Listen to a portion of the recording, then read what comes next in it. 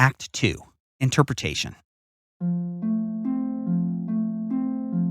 We've seen how, in many ways, the terms of the interpretation focused on historicity in this initial stage.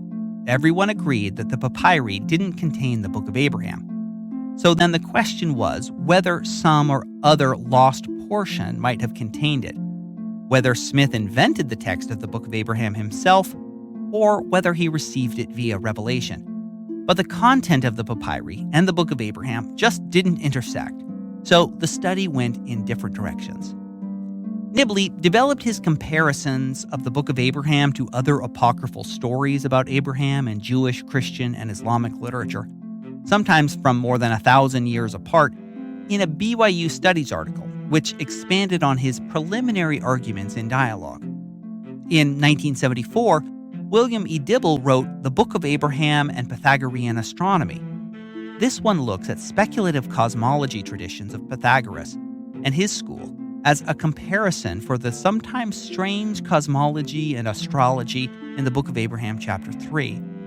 It's really just a note, but it indicates again the new directions and attention that these documents were bringing. In 1988 and 1989, two really important articles are published. The first was Anthony Hutchison, A Mormon Midrash, LDS Creation Narratives Reconsidered.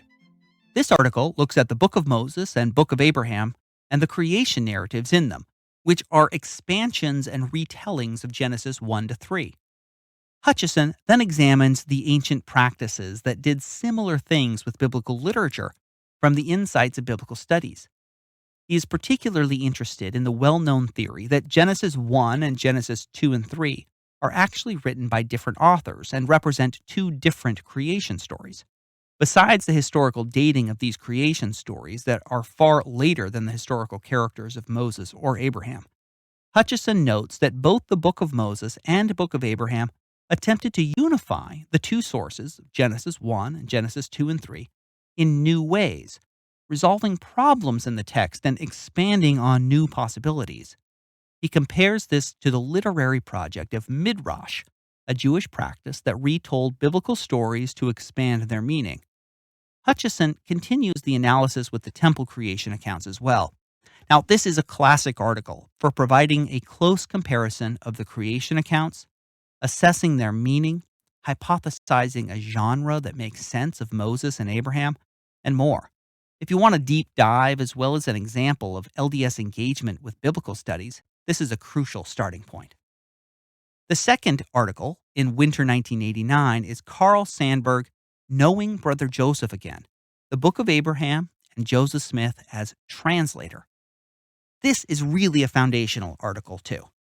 Here, he discusses the modern era apocryphal stories about Abraham that are also found in the Book of Abraham, especially those of the Jewish Kabbalah, which depict Abraham as an astronomer persecuted by idolaters. But the key issue for Sandburg is the deeper question.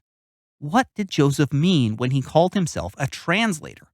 Translator was a title that Smith was given many times in his revelations collected in the Doctrine and Covenants, along with prophet, seer, and revelator. In many ways, the last 10 years, from 2010 till now, of LDS scholarship have been obsessed with this question, with several books and articles getting at it. But Sandburg is really kicking off this line of inquiry that would not only explain the Book of Abraham, but tell us something about Joseph Smith by answering this simple question: what is translation? Normally, we define translation today as taking a document in one language and producing a document in another language through the use of a variety of techniques to render the meaning. But that isn't what Joseph Smith meant by translation.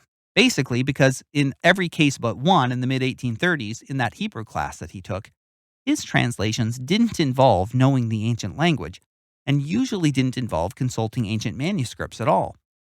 Further, in Smith's own time, the term translation took on a wider register of meaning, including practices of deciphering occult symbolism.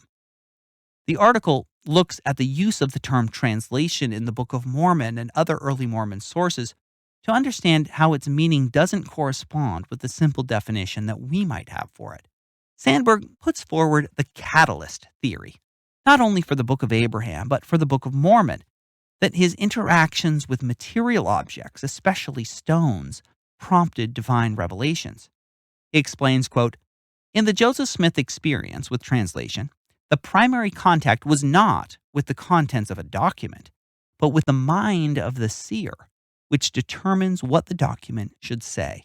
The Book of Abraham wasn't translated with seer stones, but the Urim and Thummim, ancient seer stones in Smith's understanding, do play a role in Abraham's narrative. Sandberg then seeks to find the catalysts for the Book of Abraham. First were the new ideas about the priesthood that Smith was exploring in other revelations. Second, Smith's study of Hebrew in 1835 and 36 had a big impact and influenced especially chapters 4 and 5 of the Book of Abraham, as did his encounter with other lore about Abraham during this time, through his Hebrew teacher and other Jewish informants, as well as his reading of the ancient source Josephus, which describes Abraham as an astronomer and the first monotheist. But for Sandberg, the mental and spiritual processes of translation still demand an explanation, and his theory, though not always cited, is a foundational one, that translation doesn't mean what we think it means. In 1990, there's a brief response to Sandberg's article by Milan D. Smith, Jr. That is the handwriting of Abraham. He says that Sandberg's theory of seership that sets aside the literal translation has some explanatory value, but it doesn't explain all the times that Smith was seeking and promising a literal translation. The Egyptian alphabet and grammar seeks to do precisely this, with the Egyptian character in one column and a translation in the next. And he puts a fine point on the challenges to a catalyst theory as not really matching up with how Smith often described his translation project. So I don't want to jump ahead too much here, but the tension between literal or correspondent translation and a revelatory translation has been a defining issue in the field. And the fall 2021 issue of Dialogue has an article by historian Michael McKay that is going to address this in a fascinating way. Stay tuned for when that comes out.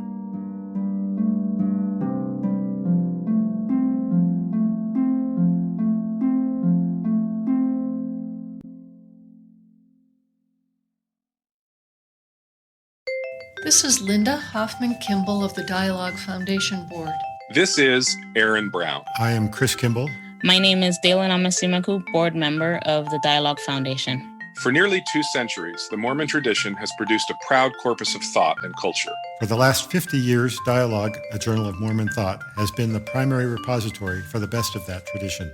As individuals have attempted to find new ways to be both Mormon and modern, Dialogue has provided the arena in which these conversations could take place. Dialogue's board of directors has made the decision to make all of the journal's content free the moment it is published.